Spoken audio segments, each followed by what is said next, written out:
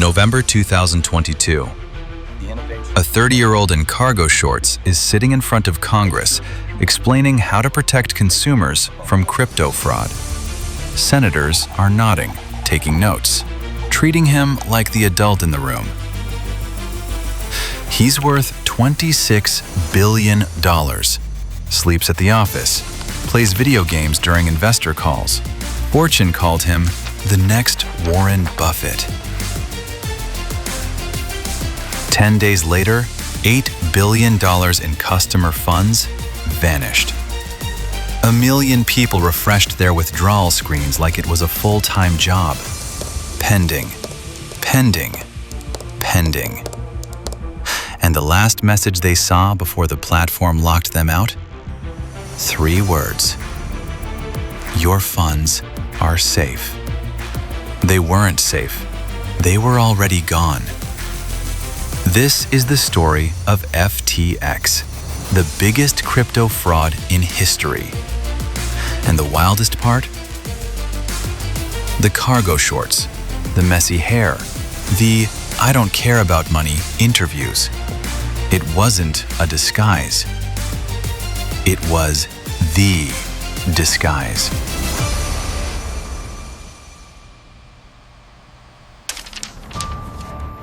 (2019). Crypto is the Wild West. Except the sheriff is a Discord mod, the bank is a JPEG, and the town keeps burning down every 6 months. Coins evaporate, exchanges crash, founders vanish to countries without extradition treaties. People aren't chasing the future of money anymore. They're chasing a platform that won't disappear while they're asleep. Enter Sam Bankman-Fried, MIT physics degree, former trader at Jane Street, one of those Wall Street shops that prints money quietly and hires people who treat calculus like a personality trait. No suit, no charm, just spreadsheets and a 1,000-yard stare. Sam looks at crypto's chaos and pitches a simple idea, an exchange that acts like a real business. So, what makes FTX different? We're boring. We follow the rules. That's it? That's the product. And everyone bought it. Literally. An exchange is basically a casino cashier. You hand over real money, they hand you chips. Except the chips are crypto. And the cashier is an app that pinky promises it won't run off with your wallet. FTX wasn't anonymous founders in a Dubai penthouse energy. It was frizzy-haired nerd with a spreadsheet energy. The vibe? Adult supervision has finally arrived. By 2022, FTX is the 3rd largest crypto exchange on Earth. Over 1 million users.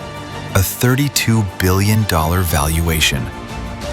Valuation is what rich people agree a company is worth right before reality shows up with a folding chair. The money poured in. Sequoia, SoftBank, Paradigm.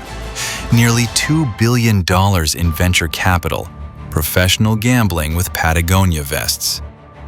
They weren't buying a product. They were buying a story. This guy is the safe one. Sequoia even published a glowing profile about Sam, basically a love letter titled, "Future Trillionaire, Please Clap." Later, they deleted it. The corporate version of pretending you never texted your ex at 2 a.m. But Sam wasn't just running an exchange. He was running a brand. Cargo shorts in Congress? I'm not like Wall Street. Sleeping at the office? I'm too busy saving the world. Playing League of Legends during investor calls? I'm so smart, I don't need to pretend to care. This wasn't laziness. This was marketing. He called himself an effective altruist. Make as much money as possible now, donate it later so you can do more good. Philanthropy with a shipping delay that keeps getting extended. Sam's pitch never changed. I don't care about money. I just want to help people. Cool. And I don't care about pizza, I just keep ordering it for the nutritional research. The media ate it up. Forbes, Fortune, Bloomberg. Billionaire lives like a college freshman, plays video games during meetings. Crypto's only adult in the room. Because in America, if someone looks messy enough, we assume they're honest. Cargo shorts are apparently integrity. Then the celebrity machine kicked in. Tom Brady, Giselle, Steph Curry, Shaq, Larry David telling you not to miss out, which, in hindsight, is the most Larry David outcome possible. Super Bowl ads, naming rights on the Miami Heat arena. If your brain doesn't trust crypto, maybe your eyeballs will trust celebrities. Mr. Doe. Even Congress treated Sam like a teacher's pet. He testified on regulation, used words like transparency and consumer protection. Senators nodded, took notes. Mr. Bankman-Fried, how do we protect consumers? Transparency, disclosure, working with regulators. See, this is what leadership looks like. It was not what leadership looks like. Now, quietly in the background, there was another company, Alameda Research, a trading firm, a hedge fund, totally separate from FTX, they said. A hedge fund is basically a high-speed betting machine that calls itself Strategy. FTX and Alameda, different entities, different risks. Nothing to see here. Except same office, same island, same guy at the center of both, promising they had nothing to do with each other. But nobody wanted to ask questions. Not the VCs who'd already wired billions. Not the celebrities cashing endorsement checks. And definitely not the customers watching their portfolios turn green. The music was loud. And everyone kept dancing on the part that hadn't cracked yet. Yet.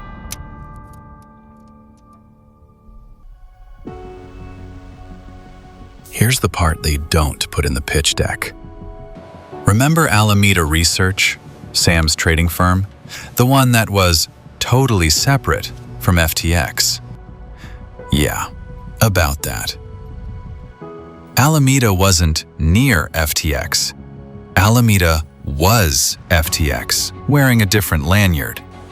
Same Bahamas compound, same open plan office, same people drifting between desks. The separation existed on paper. And running Alameda day-to-day? Caroline Ellison, Stanford math degree, ex-Jane Street, also Sam's on-again, off-again girlfriend. Now, if you used FTX, you had a reasonable assumption.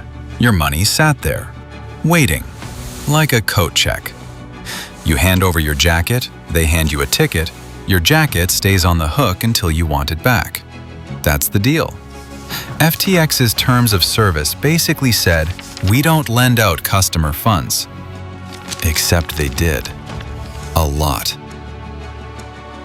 Behind the scenes, customer deposits got piped quietly, systematically straight to Alameda.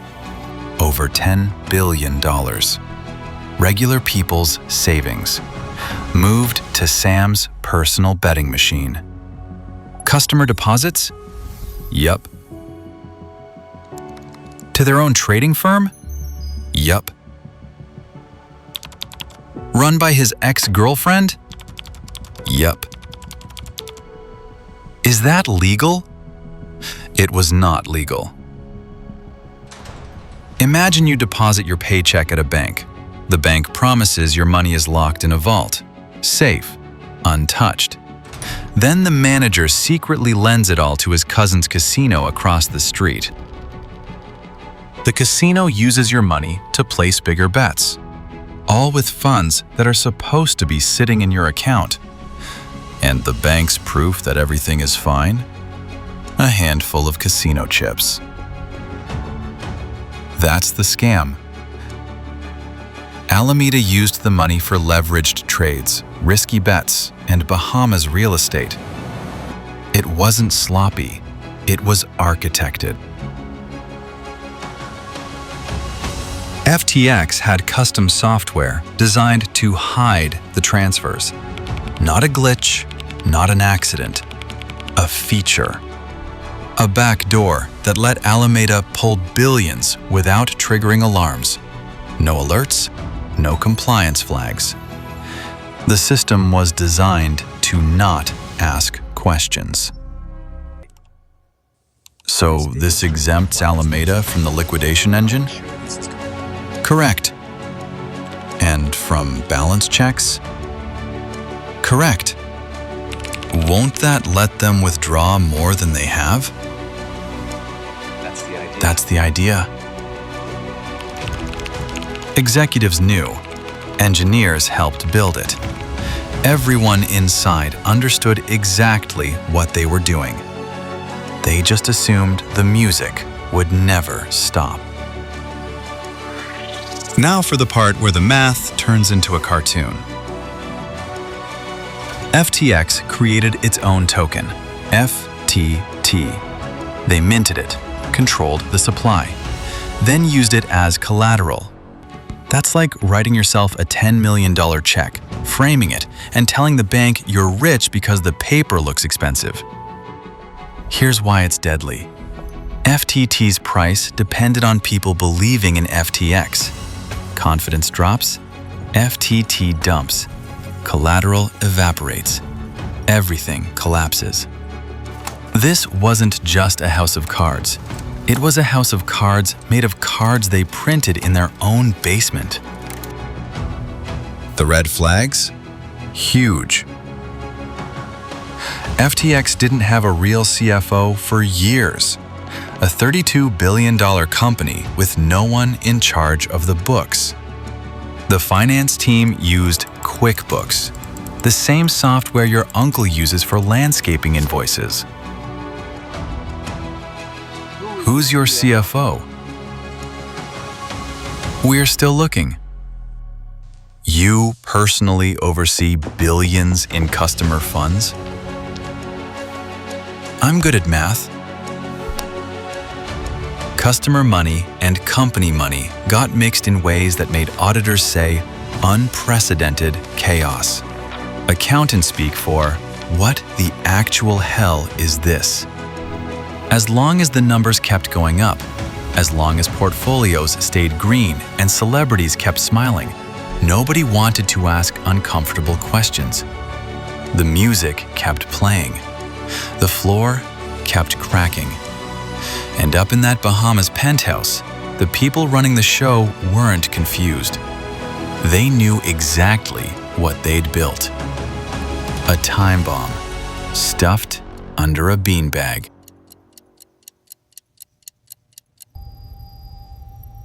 It didn't start with handcuffs. It started with a spreadsheet. Day 1, November 2nd, 2022. CoinDesk drops a story. Just a peek at Alameda's balance sheet. But buried in the numbers, Alameda claims $14.6 billion in assets. $5.8 billion of that? FTT, FTX's own token. The one that only has value if people keep believing. That's like a casino claiming it's rich and its biggest asset is its own poker chips. Crypto Twitter does what regulators couldn't. Basic math. And the math doesn't math. Day 4, November 6. Enter CZ, Changpeng Zhao, CEO of Binance, biggest exchange on Earth. Sam's competitor, Sam's enemy. Binance is holding $530 million in FTT from an old deal. CZ reads the article, does his own math, and decides the best response is violence. He tweets, "Liquidating our FTT. We won't support people who lobby against other industry players behind their back. 14 words, and the temperature drops. FTT slides 10%, then 20%. Then panic grabs the wheel. The market hears one thing. Binance is running for the exit. And if the biggest player is sprinting toward the door, what did he see?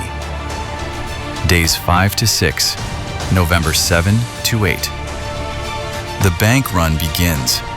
Users smash the withdrawal button like it owes them money. Because it does. $6 billion yanked out in 72 hours.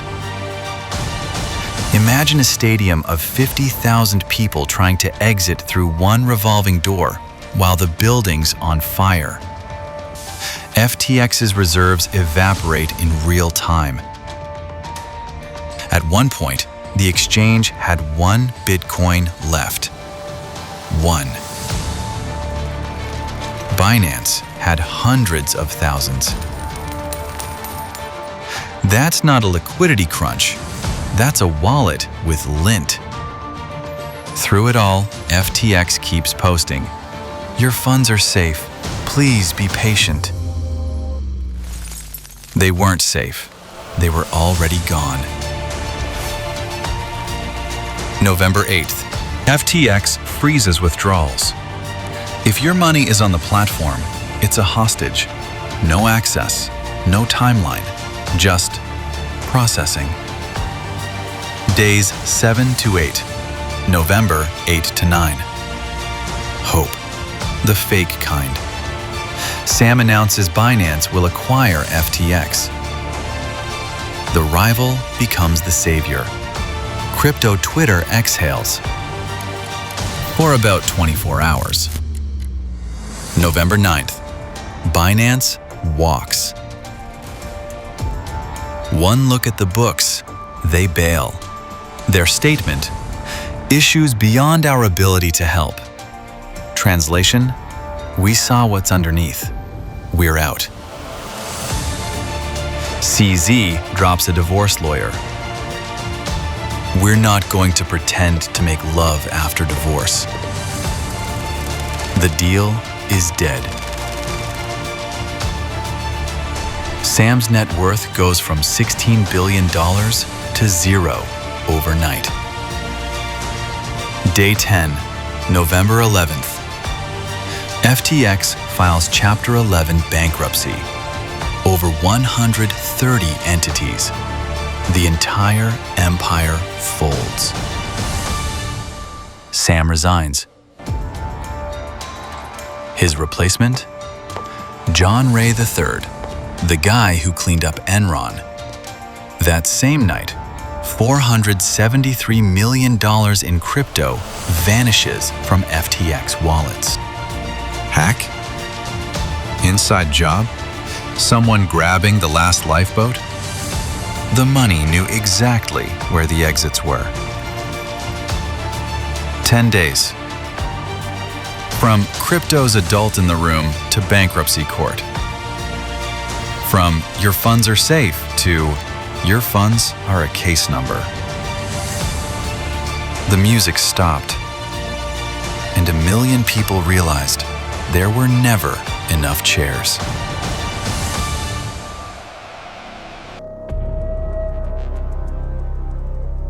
The crater was massive. Over 1 million customers frozen out, billions trapped behind a loading bar. Some people lost a few $100. Others lost everything: retirement funds, college savings, the "we'll be okay" money. One guy deposited his entire inheritance. Family legacy turned into a help desk ticket. Then the contagion hit. Crypto lenders with FTX exposure started tipping like dominoes. BlockFi, Voyager, Genesis. The industry's favorite invisible asset gone in 10 days. December 12th, 2022. Bahamas police arrest Sam.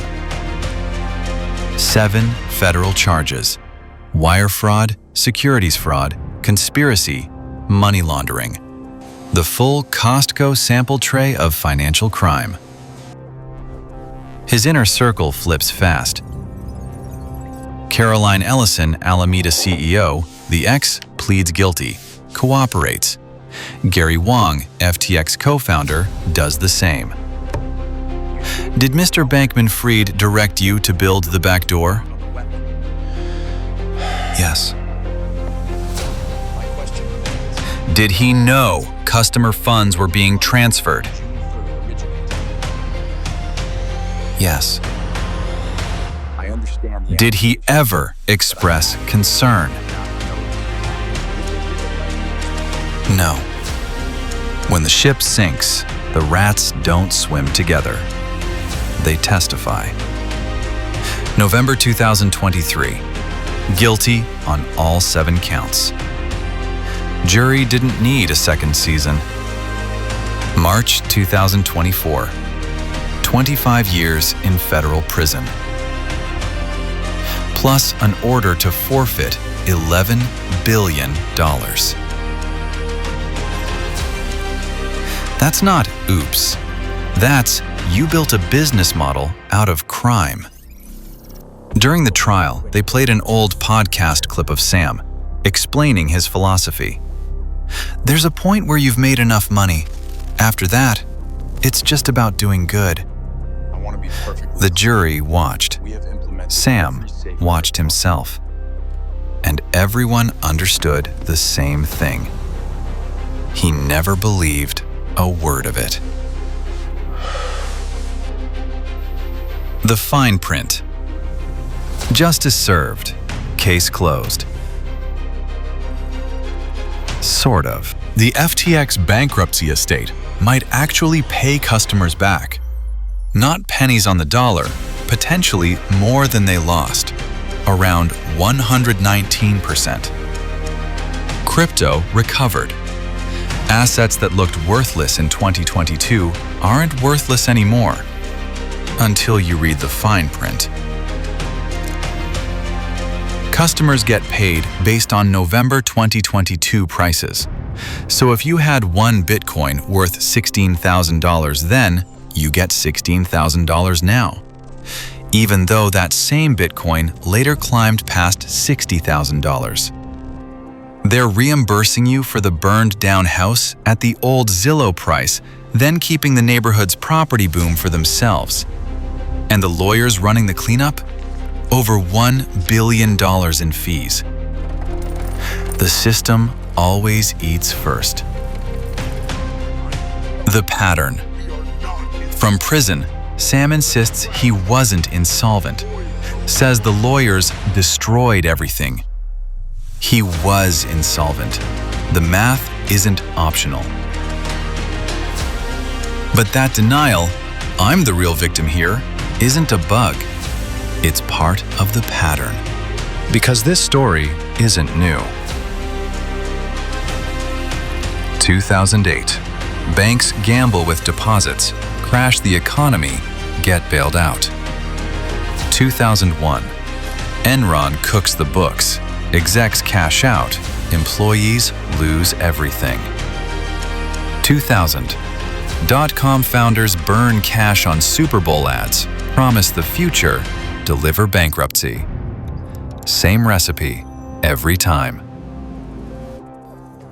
A charismatic genius who doesn't look like a criminal. A system too complicated to question.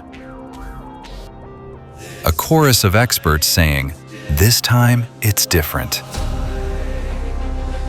And regular people holding the bag while insiders find the exits. Sam sold $300 million in FTX stock before the collapse. Because they always know, and they always leave early. The next fraud won't look like fraud. It won't wear a suit, won't promise guaranteed returns in a late-night infomercial. It'll wear cargo shorts, Sleep on a beanbag. Talk about saving the world. And when you ask if your money is safe, it'll look right through your screen and say, "Your funds are safe." You'll check your balance, see green, and go back to sleep. That's the trick. That's always been the trick.